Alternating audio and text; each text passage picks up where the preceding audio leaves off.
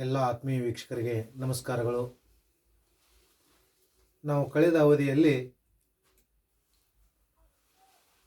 What is sentence ಅನ್ನತಕ್ಕಂಥದ್ದನ್ನು ನೋಡಿದ್ದೀವಿ. ಇವತ್ತು types of sentence ಅನ್ನು ನೋಡೋಣ. Types of sentence. Types of sentence. Types of sentence ಅಂತಂದ್ರೆ ಏನು? ವಾಕ್ಯದ ಪ್ರಕಾರಗಳು ಅಂತ ಹೇಳ್ತೀವಿ. ವಾಕ್ಯದ ಪ್ರಕಾರಗಳನ್ನು ನಾವು ಹೇಗೆ ನೋಡಬೇಕಪ್ಪ ಅಂತ ಕೇಳಿದ್ರೆ, ವಾಕ್ಯವನ್ನ ಯಾವ ರೀತಿಯಾಗಿ ಡಿವೈಡ್ ಮಾಡಬೇಕು ಅಂತಕ್ಕಂಥದ್ದನ್ನು ನೋಡಬೇಕು. ಸುಮ್ಮನೆ ನಾವು ನೋಡಿದ ತಕ್ಷಣ ವಾಕ್ಯದ ಪ್ರಕಾರಗಳು ಅಂದ ತಕ್ಷಣ assertive sentence, interrogative sentence, imperative sentence, exclamatory sentence ಇಷ್ಟನ್ನೇ ನೋಡಿಬಿಟ್ರೆ ವಾಕ್ಯದ ಪ್ರಕಾರಗಳು ಮುಗಿಯುವುದಿಲ್ಲ. ಈ ವಾಕ್ಯ ಅನ್ನತಕ್ಕಂಥ ಒಂದು ಟಾಪಿಕ್ ಅನ್ನ ಯಾವ ರೀತಿಯಾಗಿ ಭಾಗ ಮಾಡಬೇಕು ಅನ್ನತಕ್ಕಂಥದ್ದನ್ನು ನಾವು ತಿಳ್ಕೋಬೇಕು. ಅದರಲ್ಲಿ ಎರಡು ಭಾಗಗಳನ್ನು ನಾವು ಮಾಡ್ತೀವಿ. ಒಂದನೇದ್ದು ಮೀನಿಂಗ್ ಬೇಸ್ಡ್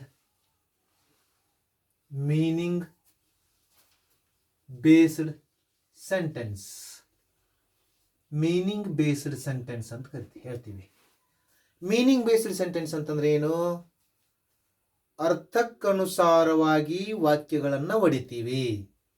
ಈಗ ನಾನು ಹೇಳಿದೆ ಅಲ್ಲ ಈಗಷ್ಟೇ, ಯಾವುದದು assertive sentence, interrogative sentence, imperative sentence, exclamatory sentence, optative sentence ಅನ್ನತಕ್ಕಂಥ 5 ವಿಧಗಳನ್ನು ಏನು ಒಡಿತೀವೋ, ಡಿವೈಡ್ ಮಾಡ್ತೀವೋ, ಅವುಗಳನ್ನು ಮೀನಿಂಗ್ ಬೇಸ್ಡ್ ಸೆಂಟೆನ್ಸ್ ಅಂತ ಹೇಳಿ ಕರಿತೀವಿ.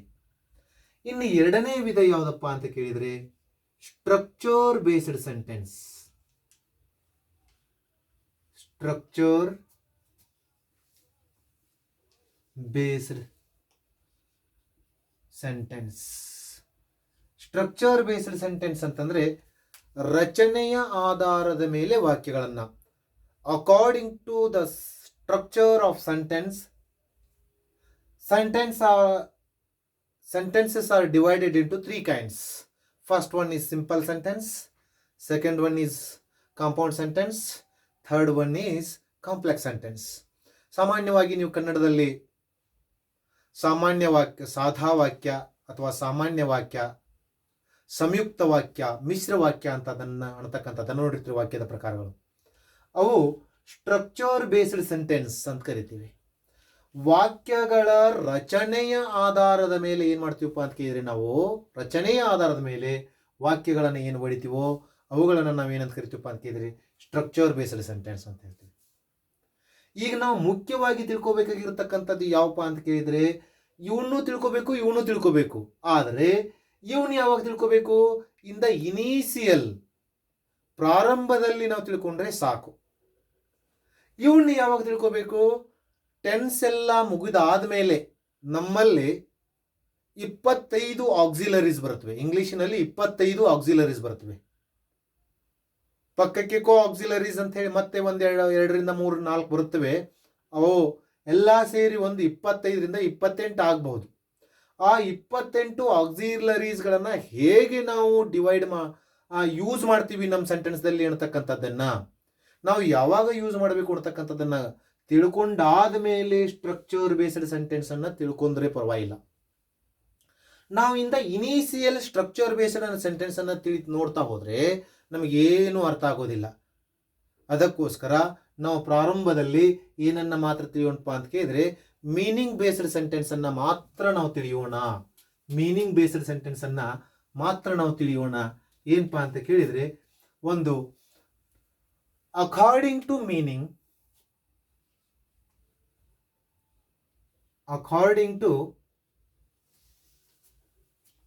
ಮೀನಿಂಗ್, sentences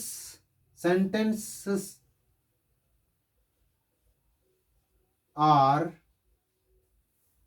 divided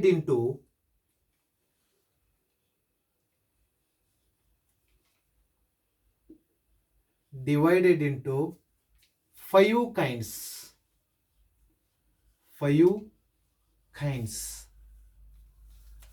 ಅರ್ಥದ ಆಧಾರದ ಮೇಲೆ, ಕನ್ನಡದಲ್ಲಿ ಈಗೇನು ಬರ್ದಿವಲ್ಲ ಇದರ ಅರ್ಥದ ಆಧಾರದ ಮೇಲೆ ವಾಕ್ಯಗಳನ್ನು 5 ಪ್ರಕಾರಗಳಾಗಿ ವಿಂಗಡಿಸುತ್ತೇವೆ. ಅರ್ಥದ ಆಧಾರದ ಮೇಲೆ ವಾಕ್ಯವನ್ನು ಎಷ್ಟು ಪ್ರಕಾರವಾಗಿ ವಿಂಗಡಿಸ್ತೀವಪ್ಪ ಅಂತ ಕೇಳಿದ್ರೆ 5 ಪ್ರಕಾರವಾಗಿ ವಿಂಗಡಿಸ್ತೀವಿ.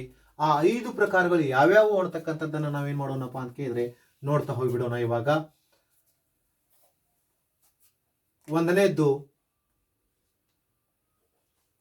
ಅಸರ್ಟಿವ್ ಸೆಂಟೆನ್ಸ್ ಅಂತ ಬರುತ್ತೆ. ಅಸರ್ಟಿವ್ ಸೆಂಟೆನ್ಸ್ ಅಂದ್ರೆ ಹೇಳಿಕೆ ವಾಕ್ಯ ಅಂತ ಹೇಳ್ತೀವಿ. ಹೇಳಿಕೆ ವಾಕ್ಯ ಮೊದಲೆಲ್ಲ ಪ್ರಕಾರಗಳನ್ನು ಬರ್ಕೊಂಡ ಮೇಲೆ ಅದರ ವಿವರಣೆಯನ್ನು ನೋಡ್ತಾ ಹೋಗೋಣ. ಎರಡನೇದಾಗಿ ಇದರಲ್ಲಿ 2 ವಿಧ ಬರುತ್ತವೆ. ಮತ್ತೆ ಒಂದೇನಪ್ಪ, ಅಸರ್ಟಿವ್ ಸೆಂಟೆನ್ಸ್ದಲ್ಲಿ ವಿವರಣೆಯಲ್ಲಿ ಅದರ ಭಾಗಗಳನ್ನು ನೋಡೋಣ.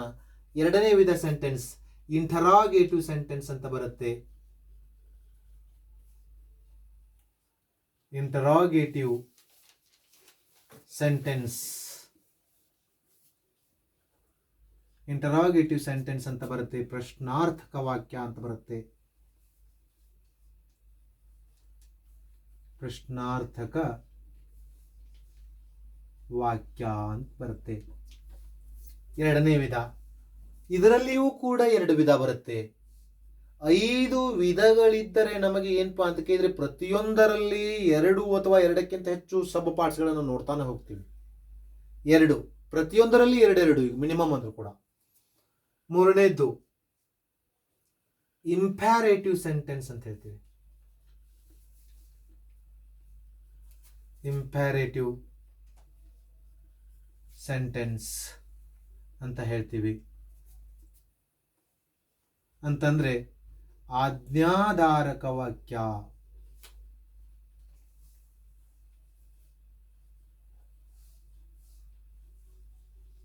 ಆಜ್ಞಾಧಾರಕ ವಾಕ್ಯ ಅಂತ ಹೇಳ್ತೀವಿ. ನಾಲ್ಕನೇ ವಿಧ ಯಾವ್ದಪ್ಪ ಅಂತ ಕೇಳಿದ್ರೆ ಈ ಇಂಪ್ಯಾರೇಟಿವ್ ಸೆಂಟೆನ್ಸ್ ಅಲ್ಲಿಯೂ ಕೂಡ ನಾವು 2 ವಿಧ ನೋಡ್ತೀವಿ. ನಾಲ್ಕನೇದ್ದು ಯಾವ್ದಪ್ಪ ಅಂತ ಕೇಳಿದ್ರೆ ಎಕ್ಸ್ಕ್ಲಾಮೇಟರಿ ಸೆಂಟೆನ್ಸ್. ಎಕ್ಸ್ಕ್ಲಾಮೇಟರಿ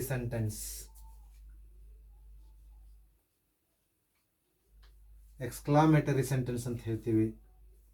ಈ ಎಕ್ಸ್ಕ್ಲಾಮೇಟರಿ ಸೆಂಟೆನ್ಸ್ ಅನ್ನ ಕನ್ನಡದಲ್ಲಿ ನಾವು ಉದ್ಗಾರ ವಾಚಕ ಅಂತ ಕರಿತೀವಿ. ಉದ್ಗಾರ ವಾಚಕ ವಾಕ್ಯ. ಇನ್ನು 5ನೇದ್ದು ಯಾವ್ದಪ್ಪ ಅಂತ ಕೇಳಿದ್ರೆ ಆಪ್ಟೇಟಿವ್ ಸೆಂಟೆನ್ಸ್ ಅಂತ ಕರಿತೀವಿ.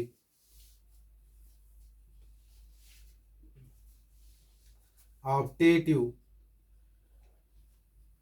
ಸೆಂಟೆನ್ಸ್ ಅಂತಂದ್ರೆ ಇಚ್ಛಾದರ್ಶಕ ವಾಕ್ಯ ಅಂತ ಕರಿತೀವಿ.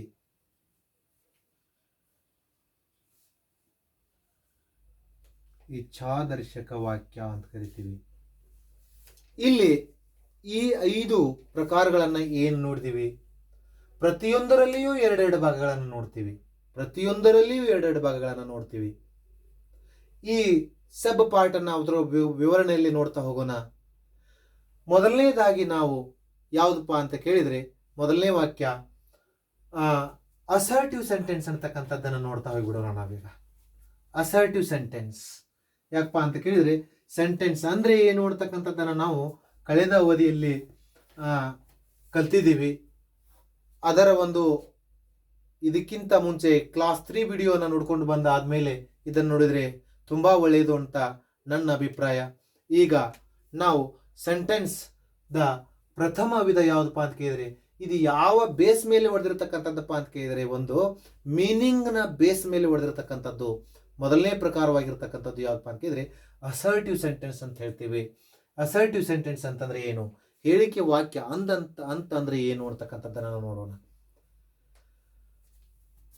A sentence which shows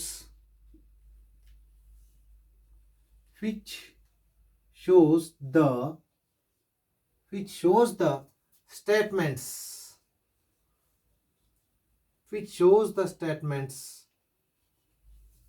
only, is called an assertive sentence.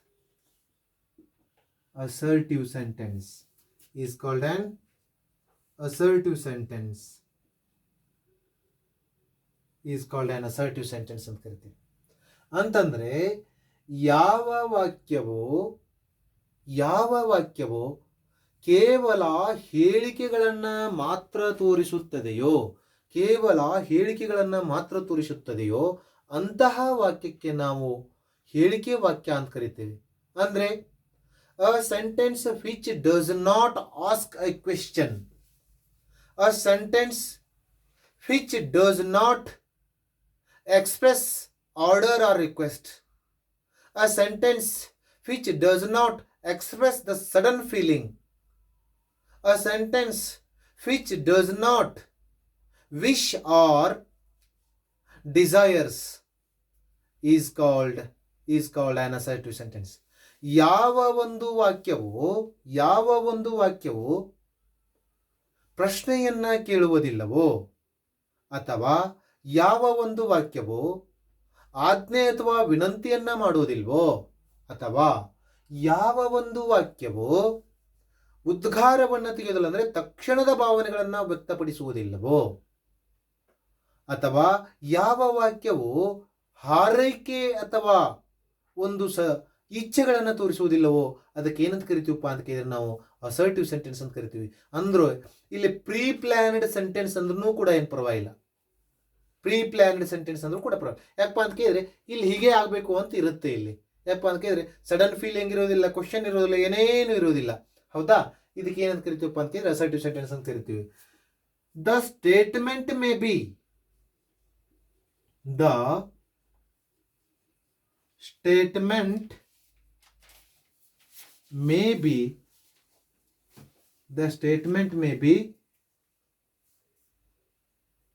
positive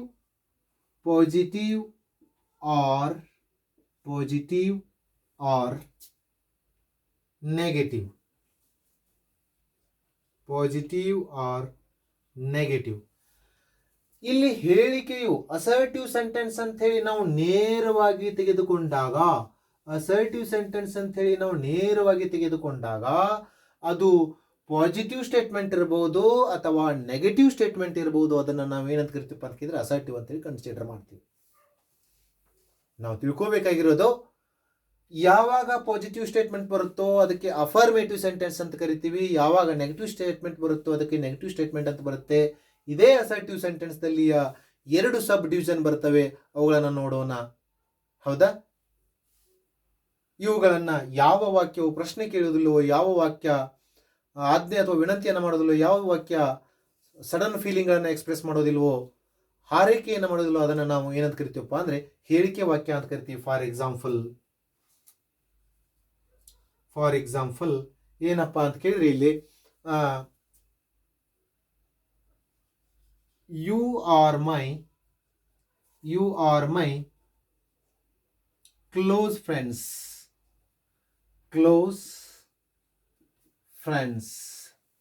You are my close friends. ನೀವು ನನ್ನ ಆತ್ಮೀಯ ಗೆಳೆಯರು ಅನ್ನತಕ್ಕಂಥದ್ದು. ಇದು ಪಾಸಿಟಿವ್ ಸ್ಟೇಟ್ಮೆಂಟ್. ಆದರೆ ಇನ್ನೊಂದು ನೆಗೆಟಿವ್ ಸ್ಟೇಟ್ಮೆಂಟ್ ನೋಡೋಣ.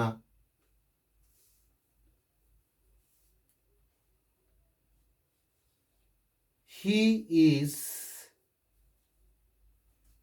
neither dull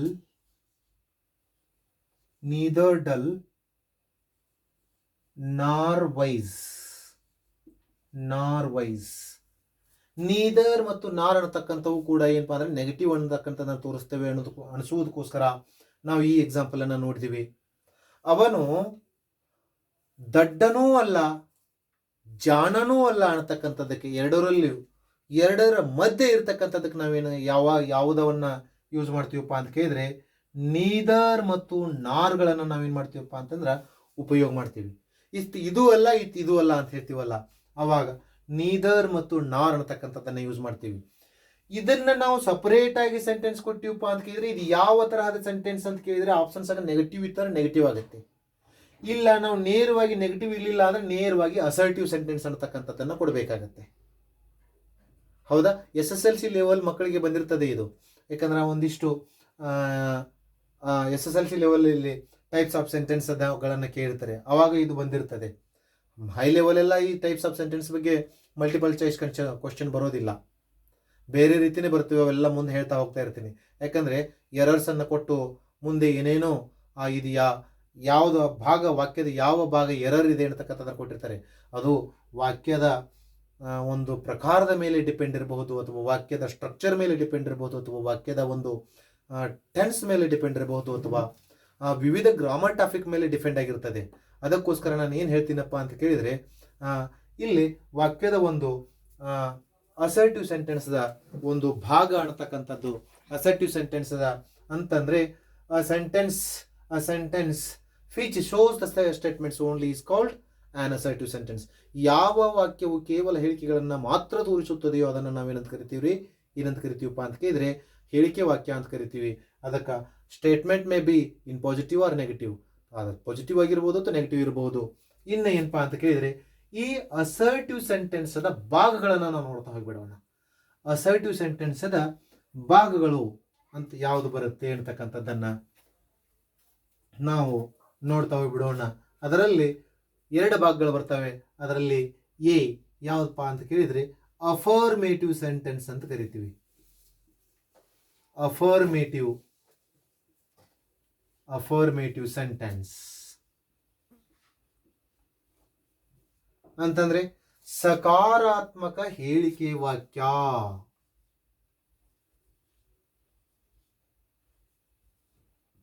ಸಕಾರಾತ್ಮಕ ಹೇಳಿಕೆ ವಾಕ್ಯ ಇದು ಕೇವಲ ಪಾಸಿಟಿವ್ ಸ್ಟೇಟ್ಮೆಂಟ್ ಅನ್ನು ಮಾತ್ರ ನಮಗೆ ತೋರಿಸುತ್ತೆ. ಇದು ಪಾಸಿಟಿವ್, ನೆಗೆಟಿವ್ ಸ್ಟೇಟ್ಮೆಂಟ್ಗಳನ್ನು ತೋರಿಸುವುದಿಲ್ಲ. ಮೊದಲೇ ನಾವು ನೋಡಿದೀವಿ, ಅಸರ್ಟಿವ್ ಸೆಂಟೆನ್ಸ್ ಅಂದರೆ ಪ್ರಶ್ನೆ ಕೇಳಂಗಿಲ್ಲ, ಆಜ್ಞೆ ಮಾಡಂಗಿಲ್ಲ, ಉದ್ಗಾರ ತೆಗೆಯೋದಿಲ್ಲ ಅಂತಕ್ಕಂಥದ್ದನ್ನು ನೋಡಿದೀವಿ. ಆದರೆ ಕೇವಲ ಸ್ಟೇಟ್ಮೆಂಟ್ ನೀಡುವಾಗ ಸ್ಟೇಟ್ಮೆಂಟ್ಗಳಲ್ಲಿ 2 ವಿಧ, ಪಾಸಿಟಿವ್ ಸ್ಟೇಟ್ಮೆಂಟು, ನೆಗೆಟಿವ್ ಸ್ಟೇಟ್ಮೆಂಟು ಅಂತಕ್ಕಂಥದಕ್ಕೆ. ಮೇಸ್ಟ್ಲಿ ಹಾಗಾದರೆ ನಾವು ಇದನ್ನ ಅಫರ್ಮೇಟಿವ್ ಅನ್ನೋ ಬದಲಿ ಪಾಸಿಟಿವ್ ಸೆಂಟೆನ್ಸ್ ಅಂತ ಕರಿಬಹುದಲ್ವಾ? ಆದರೆ ಏನಿದೆಪ್ಪ ಅಂತ ಕೇಳಿದ್ರೆ ಅಫರ್ಮೇಷನ್ ಅನ್ನತಕ್ಕಂಥದ್ದು ಕೂಡ ಪಾಸಿಟಿವ್ ಅನ್ನತಕ್ಕಂಥದ್ದನ್ನೇ ಅರ್ಥ ಕೊಡುತ್ತೆ. ಅದಕ್ಕೆ ಅಫರ್ಮೇಟಿವ್ ಸೆಂಟೆನ್ಸ್ ಅಂತ ಕರಿತೀವಿ. ಮುಂದೆ ನಾವು ಟೆನ್ಸ್ ಅನ್ನು ಕಲಿತಕ್ಕಂಥ ಸಂದರ್ಭದಲ್ಲಿ ಪಾಸಿಟಿವ್ ಸ್ಟೇಟ್ಮೆಂಟ್ ಅಂತ ಹೇಳ್ತಾ ಹೋಗ್ತಾ ಇರ್ತೀವಿ, ಪಾಸಿಟಿವ್ ಫಾರ್ಮ್ ಅಂತಾನೆ ಹೇಳ್ತಾ ಹೋಗ್ತಾ ಇರ್ತೀವಿ. ಆದರೆ ಇಲ್ಲಿ ಸೆಂಟೆನ್ಸ್ದ ಪ್ರಕಾರವಾಗಿ ಬಂದಾಗ ನಾವು ಅಫರ್ಮೇಟಿವ್ ಸೆಂಟೆನ್ಸ್ ಅಂತಾನೆ ಹೇಳ್ತೀವಿ. ಅದಕ್ಕೋಸ್ಕರ ನಾವೇನಪ್ಪ ಅಂತ ಕೇಳಿದ್ರೆ ಈ ಅಫರ್ಮೇಟಿವ್ ಸೆಂಟೆನ್ಸ್ ಅನ್ನ ಇಟ್ ಶೋಸ್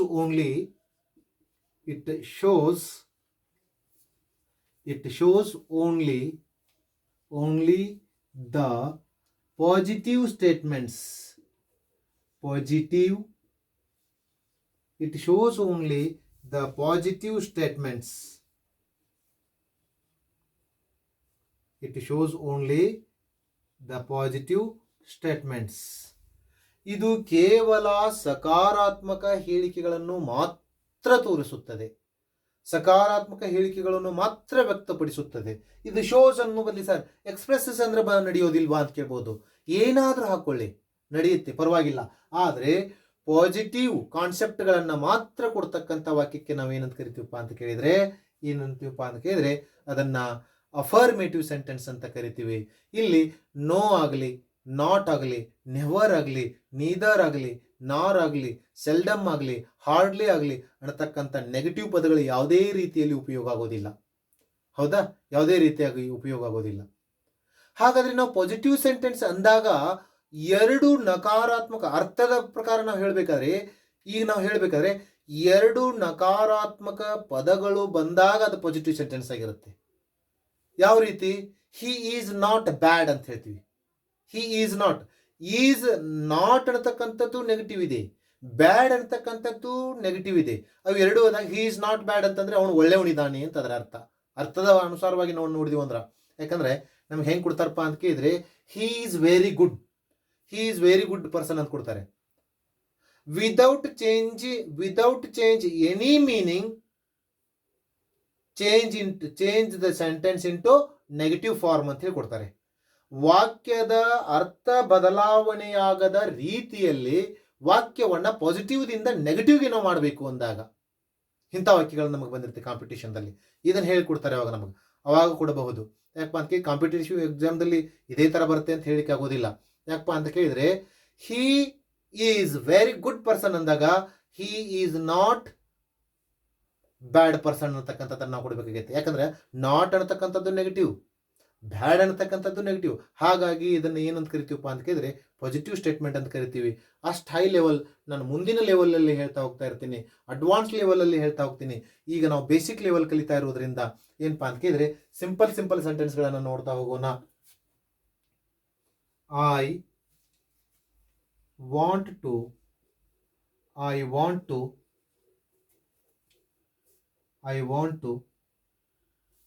ಸ್ಪೀಕ್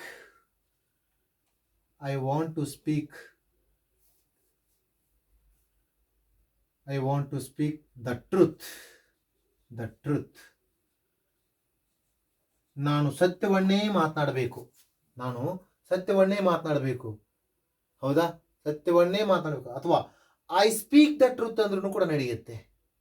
ಹೌದಾ? ಇಲ್ಲಿ ಮತ್ತೊಂದು ವಾಕ್ಯ ನಾವು ನೋಡಬೇಕಾದ್ರೆ he has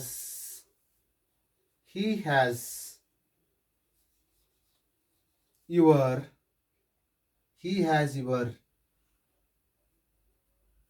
motor bike. He has your motor bike. ಅವನ ಹತ್ರ ನಿನ್ನ ಮೋಟರ್ ಬೈಕ್ ಇದೆ ಅನ್ನತಕ್ಕಂಥದ್ದನ್ನು ಇದು ತಿಳಿಸುತ್ತೆ. ಪೊಸೆಷನಲ್ ಟೆನ್ಸದಲ್ಲಿ ನಾವು ಮುಂದೆ ಕಲಿತಾ ಹೋಗ್ತೀವಿ. ಟೆನ್ಸ್ದಲ್ಲಿ ಯಾವ್ಯಾವ ಥರ ಬರ್ತವೆ ಅಂತಕ್ಕಂಥದ್ದನ್ನು, ಟೆನ್ಸ್ ಯಾವ ರೀತಿಯಲ್ಲಿ ಹೊಡಿಬೇಕು ಅಂತಕ್ಕಂಥದ್ದನ್ನು ನಾವು ಕ್ರಮೇಣ ನೋಡ್ತಾ ಹೋಗೋಣ. ಇದು ಅಫರ್ಮೇಟಿವ್ ಸೆಂಟೆನ್ಸ್ಗೆ ಒಂದು ಉದಾಹರಣೆಯಾಗುತ್ತೆ. ಇನ್ನು ಎರಡನೇ ಪ್ರಕಾರ ಯಾವುದಪ್ಪ ಅಂತ ಕೇಳಿದರೆ ನೆಗೆಟಿವ್ ಸೆಂಟೆನ್ಸನ್ನು ನಾವು ನೋಡೋಣ. ಇವಾಗ ನೆಗೆಟಿವ್ ಸೆಂಟೆನ್ಸನ್ನು ನೋಡೋಣ. ಏನದು ನೆಗೆಟಿವ್ ಸೆಂಟೆನ್ಸ್, ಏನದು, ಯಾವುದದು ಅಂತಕ್ಕಂಥದ್ದನ್ನು ನಾನು ನೋಡ್ತಾ ಹೋದರೆ B negative sentence time.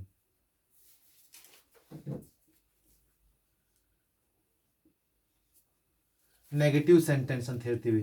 Negative sentence ಅಂದರೆ ನಕಾರಾತ್ಮಕ ವಾಕ್ಯ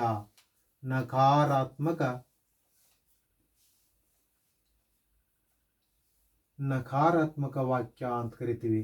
ನಕಾರಾತ್ಮಕ ವಾಕ್ಯ ಅಂತಂದ್ರೆ it shows the negative statements only with the words no, not, never. Take down. It shows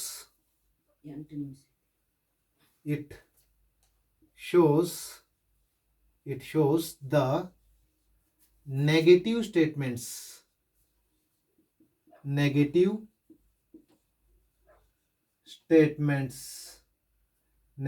statements with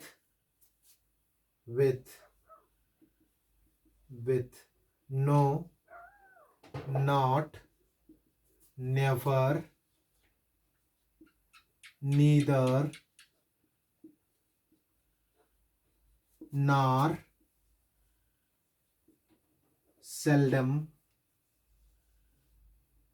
seldom ಅನ್ನತಕ್ಕಂಥದ್ದು. ಇಲ್ಲಿ ಏನಪ್ಪ ಅಂತ ಕೇಳಿದ್ರೆ ನಾವು ನೀದರ್ ಮತ್ತು ನಾರನ್ನ ಆಗಲೇ ಏನಪ್ಪ ಅಂತ ಕೇಳಿದ್ರೆ ಅಸರ್ಟಿವ್ ಸೆಂಟೆನ್ಸ್ನ ಉದಾಹರಣೆಯಲ್ಲಿ ಕೊಟ್ಟಿವಿ. ಈಗ ನೋ, ನಾಟ್ ಅನ್ನು ನೀವು ಸಾಮಾನ್ಯವಾಗಿ ವಾಕ್ಯದಲ್ಲಿ ಬಳಸ್ತೀರಿ. ಈಗ ನಾವು ನೋಡಬೇಕಾಗಿರೋದು ನೆವರ್ ಮತ್ತು ಸೆಲ್ಡಮ್ ಅನ್ನು ಹೇಗೆ ಬಳಸ್ತೀವಿ. ಸೆಲ್ಡಮ್ ಇದು ನೆಗೆಟಿವ್ ಸೆಂಟೆನ್ಸ್ ಸರ್ ಅಂತ ಕೇಳಬಹುದು.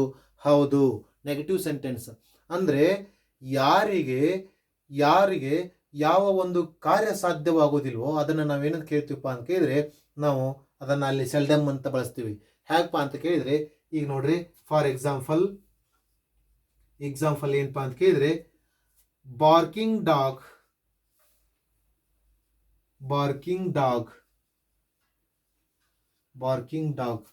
seldom bite. Barking dog seldom bite ಅಂತಂದರೆ ಬೊಗಳೋ ನಾಯಿ ಕಚ್ಚೋದಿಲ್ಲ ಅಂತ ಹೇಳ್ತೀವಿ. ಬೊಗಳೋ ನಾಯಿ ಕಚ್ಚೋದಿಲ್ಲ ಅಂತಂದಾಗ ಏನಾಗುತ್ತೆಪ್ಪ ಅಂತ ಕೇಳಿದ್ರೆ ಇಲ್ಲಿ ಸೆಲ್ಡಮ್ ಅಂದ ತಕ್ಷಣ ನೋ, ನಾಟ್, ನೆವರ್ ಯಾವುದೂ ಇಲ್ಲ ಅಂತೇಳಿ ನಮಗೆ ಪಾಸಿಟಿವ್ ಅಂತ ಅನಿಸಬಹುದು. ಆದರೆ ನಾವು ತಿಳ್ಕೋಬೇಕಾಗಿದ್ದೇನಪ್ಪ ಅಂತ ಕೇಳಿದರೆ ಇದು ನೆಗೆಟಿವ್ ಪದ ಅನ್ನತಕ್ಕಂಥದ್ದು ಗೊತ್ತಿರಬೇಕು. ನೆವರ್, ನೆವರ್ ಅಂತಕ್ಕಂಥ ಪದವನ್ನು ನಾವು ಇವಾಗ ವಾಕ್ಯದಲ್ಲಿ ಉಪಯೋಗ ಮಾಡೋಣ. He never speaks, he never speaks the truth. he never speaks the truth. ಅವನು ಸತ್ಯವನ್ನು ಎಂದಿಗೂ ಹೇಳುವುದಿಲ್ಲ ಅನ್ನತಕ್ಕಂಥದ್ದು ಬರುತ್ತೆ. ಒಂದು ನಾವು ಗಮನದಲ್ಲಿ ಇಟ್ಕೋಬೇಕಾಗಿರ್ತಕ್ಕಂಥದ್ದು ಏನಪ್ಪಾ ಅಂತ ಕೇಳಿದ್ರೆ ಆದ್ಮೇಲೆ ನೋ, ನಾಟ್, ನೀದರ್, ನಾರ್ ಅನ್ನತಕ್ಕಂಥದ್ದು ಏನಪ್ಪಾ ಅಂತ ಕೇಳಿದ್ರೆ ಇವುಗಳನ್ನು ನಾವು ಸಹಾಯಕ ಕ್ರಿಯಾಪದಗಳೊಂದಿಗೆ ಬಳಸಬೇಕು. ಯಾವ್ಯಾವುಗಳನ್ನ? ನೋ, ನಾಟ್, ನೀದರ್, ನಾರ್ಗಳನ್ನು. ನೆವರ್ ಮತ್ತು ಸೆಲ್ಡಮ್ಗಳನ್ನು ಏನಪ್ಪಾ ಅಂತ ಕೇಳಿದ್ರೆ ಸಹಾಯಕ ಕ್ರಿಯಾಪದ ಇಲ್ಲದೆ ನಾವು ಏನು ಮಾಡ್ಬೋದಪ್ಪ ಅಂತ ಕೇಳಿದ್ರೆ ವಾಕ್ಯದಲ್ಲಿ ಬಳಸಬಹುದು. ಈಗ ಏನು ನಾವು ಎಕ್ಸಾಂಪಲ್ ಅಲ್ಲಿ ತೋರಿಸಿದೀವಲ್ವಾ ಅದೇ ರೀತಿ. ಸರ್, ಸೆಲ್ಡಮ್ ಯಾವಾಗ ನಾವು ಯೂಸ್ ಮಾಡಬೇಕು? ಸೆಲ್ಡಮ್ ಯಾವಾಗ ನಾವು ಯೂಸ್ ಮಾಡಬೇಕು ಅಂತ ಕೇಳಿದ್ರೆ ಯಾವಾಗಲೂ ಏನಪ್ಪಾ ಅಂತ ಕೇಳಿದ್ರೆ ಒಂದು ಕೆಲಸ ಬರೇ ಹೇಳುವುದಕ್ಕಿಂತ ಮಾಡುವುದಕ್ಕಿಂತ ಬರೀ ಹೇಳುವುದನ್ನ ಹೆಚ್ಚು ಜಾಸ್ತಿ ಮಾಡ್ತಿರ್ತಾರಲ್ಲ ಆವಾಗ ಬಳಸ್ತಾ ಇರ್ತೀವಿ. ಯಾಕಪ್ಪ ಅಂತ ಕೇಳಿದ್ರೆ ಮಾತನಾಡ್ತಕ್ಕಂಥವ್ರು ಯಾವಾಗಲೂ ಏನು ಮಾಡಂಗಿಲ್ಲಪ್ಪ ಅಂತ ಕೇಳಿದ್ರೆ ಸಾಧನೆ ಮಾಡೋದಿಲ್ಲ ಅಂತ ಹೇಳ್ತಿರ್ತೀವಿ ನಾವು. ಹೌದಾ? One who is talkative seldom achieve anything ಅಂತ ಹೇಳ್ತೀವಿ ನಾವು. Achieve anything, seldom achieve anything ಅಂತಂದ್ರೆ ಬಹಳ ಯಾವ ಮಾತಾಡ್ತಾನೋ ಅವನಿಗೆ ಟಾಕೇಟಿವ್ ಪರ್ಸನ್ನ ಏನಾಗಂಗಿಲ್ಲಪ್ಪ ಅಂತ ಕೇಳಿದ್ರೆ ನಾವು ಏನು ಮಾಡ್ತೀವಪ್ಪ ಅಂತ ಕೇಳಿದ್ರೆ ಇಲ್ಲಿ ನೆಗೆಟಿವ್ ಅನ್ನ ತೋರಿಸ್ತಾ ಇದೆ ಆ ವಾಕ್ಯ ಅಂತಕ್ಕಂಥದ್ದು ನಮ್ಗೆ ಗೊತ್ತಿರಬೇಕು. ಇಲ್ಲಿ ಸೆಲ್ಡಮ್ ಮತ್ತು ನೆವರ್ ಅಂತಕ್ಕಂಥದ್ದು ಗೊತ್ತಾಯಿತು. ಇಲ್ಲಿಗೆ ಒಂದು ಪ್ರಕಾರದ ವಾಕ್ಯ ನಮಗೆ ಸಾಕಾಗತ್ತೆ. ನಾಳೆ ಯಾಕಂದ್ರೆ 5 ಪ್ರಕಾರದ ವಾಕ್ಯಗಳನ್ನು ಒಮ್ಮೆಲೇ ನಾವು ನೋಡ್ತಾ ಹೋದರೆ ವಿಡಿಯೋ ಲೆಂಗ್ತೇ ಆಗುತ್ತೆ. ನಾಳೆ ಇಂಟ್ರಾಗೇಟಿವ್ ಸೆಂಟೆನ್ಸು ಹಾಗೆ ಇಂಪ್ಯಾರೇಟಿವ್ ಸೆಂಟೆನ್ಸ್ 2 ವಾಕ್ಯಗಳನ್ನು ಒಂದೇ ವಿಡಿಯೋದಲ್ಲಿ ಕವರ್ ಮಾಡ್ಕೊಳ್ಳಿಕ್ಕೆ ಪ್ರಯತ್ನ ಮಾಡೋಣ ಅಂತ ಹೇಳ್ತಾ ವಿಡಿಯೋವನ್ನು ಸಾಧ್ಯವಾದಷ್ಟು ಮಟ್ಟಿಗೆ ಶೇರ್ ಮಾಡಿರಿ, ಲೈಕ್ ಮಾಡಿರಿ, ದಯವಿಟ್ಟು ಚಾನಲ್ಗೆ ಸಬ್ಸ್ಕ್ರೈಬ್ ಆಗ್ರಿ ಅಂತ ಹೇಳ್ತಾ ಈ ವಿಡಿಯೋಗೆ ಇಲ್ಲಿಗೆ ವಿದಾಯ ಹೇಳ್ತಾ ಇದ್ವಿ. ಗುಡ್ ಬಾಯ್.